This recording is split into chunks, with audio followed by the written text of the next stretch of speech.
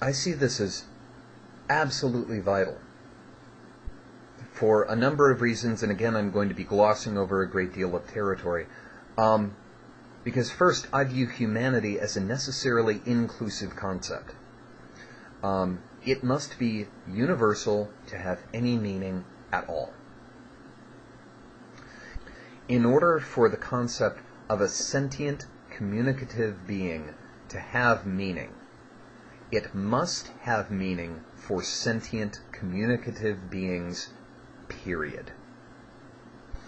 The moment we qualify it with any exception, any exemption, however noble, however altruistic,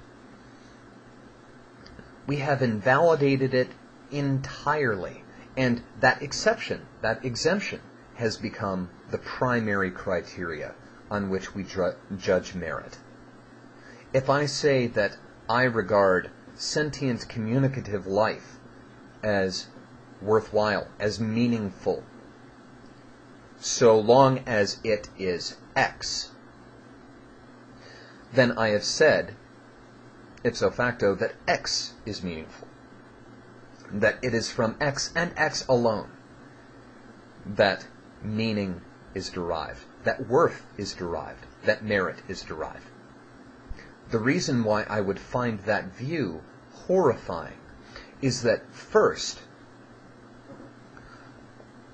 those secondary values, which I'm playing abstraction here, those secondary values which I would call X, are generally completely beyond our means to verify.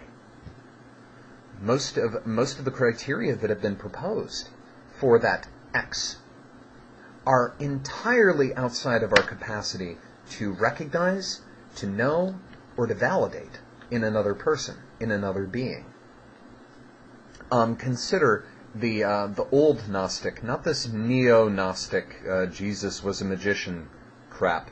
The old Pythagorean Gnostic description of human life as being divided into sparks and clods, literally incarnate souls and accidentally ambulatory hunks of dirt. The problem with this, the terrifying problem with this, is that one had no means of corroborating whether one was regarding a spark or a clod, whether one was regarding an authentically sentient being or randomly animate matter that was a cunning imitation of a conscious being. In so doing, one could never be sure, one could never know whether or not one was alone. Or, for that matter, whether one had meaning themselves. An explanation or a description of conscious life that is intended to provide an explanation for meaning or a sense of meaning that in so doing negates meaning has failed. It is a failed explanation. And again, this problem with the Pythagorean Gnostics I find to be true of any exclusionary description. Any description which would say that a life that X has meaning. And so, in expression, in communication, I actively seek this mutual recognition of each other as conscious, as sentient, as emotive, as bounding up that incredible, indescribable complexity of inner experience. In my other videos, I've very, very broadly outlined some of my thoughts on the complexity of conscious life. Suffice it to say that I agree with those early Jewish mystics who described the conscious mind as a universe unto itself.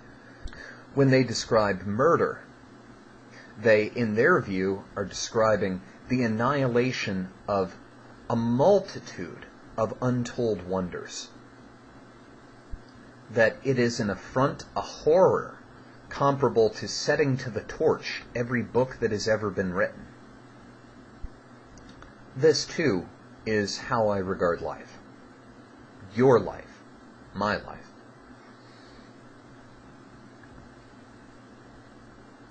And so, as we talk, as we exchange expressions, as you create and put your creation out there to be regarded, as I create and I put my creation out there to be regarded, in my view, we are seeking mutual affirmation of that. And perhaps, however indirectly, however slightly, some access to that incredibly varied inner cosmos